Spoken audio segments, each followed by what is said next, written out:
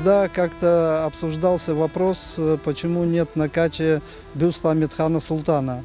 И были отдельные высказывания, что якобы этот бюст был, потом был снят.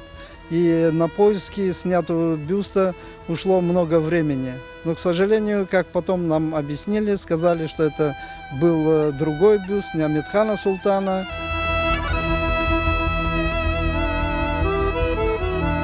Для проживающих в Севастополе, конечно, это большая радость, что бюст нашего героя наравне с другими 20 бюстами, которые стоят на этой территории, будет занимать достойное место. Но подвиг Амирхана Султана, он неповторим для нас, крымских татар. Мы им гордимся.